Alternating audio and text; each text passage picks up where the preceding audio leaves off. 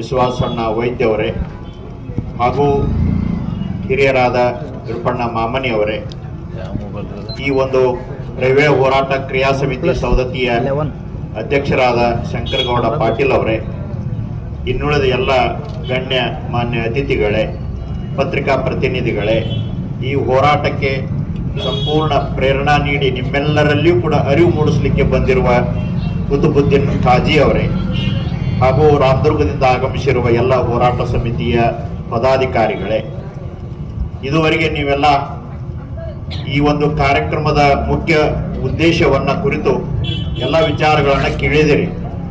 ಸಂಪೂರ್ಣವಾಗಿ ಅದರ ಮಾಹಿತಿಯನ್ನ ಅದನ್ನ ಸಂಬಂಧಪಟ್ಟವರು ಎಲ್ಲರೂ ಕೂಡ ನಿಮಗೆ ತಿಳಿಪಡಿಸಿದ್ದಾರೆ.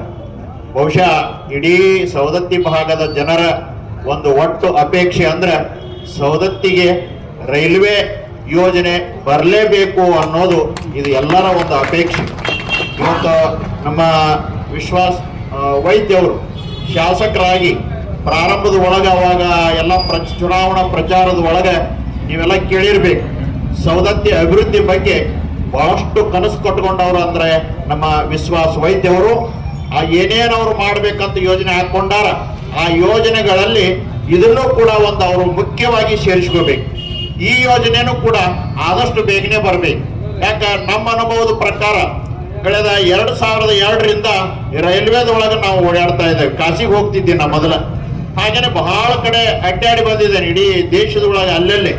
ಈ ಕಳೆದ 10 ವರ್ಷದ ಅವಧಿ ಒಳಗೆ ಭಾರತೀಯ ರೈಲ್ವೆ ಅತ್ಯಂತ ಅಭಿವೃದ್ಧಿಯನ್ನು ಕಂಡಿರ್ತಕ್ಕಂಥದ್ದನ್ನು ನಾವು ಕಾಣ್ತೇವೆ. ಬಹಳಷ್ಟು ಕಡೆ ಅಭಿವೃದ್ಧಿಗಳು ಹಾಕೊಂಡು ಬಂದವ.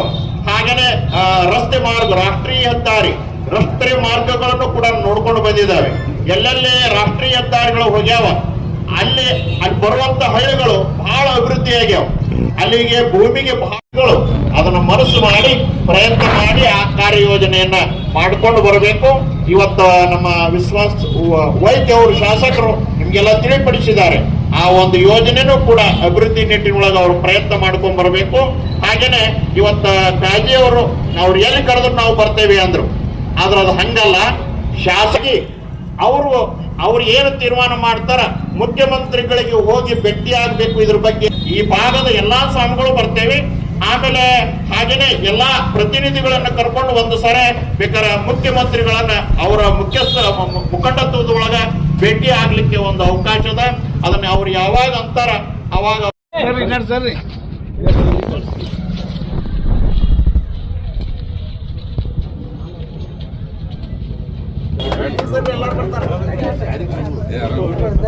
ಈ ಕಡೆ ನೋಡ್ರಿ.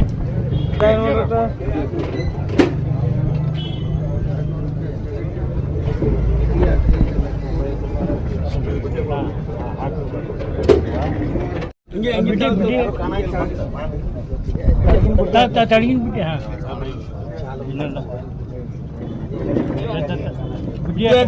ಬಿಟ್ಟಿ ತಳಗಿನ ಬಿಟ್ಟಿ ಹಾಕ್ರಿ.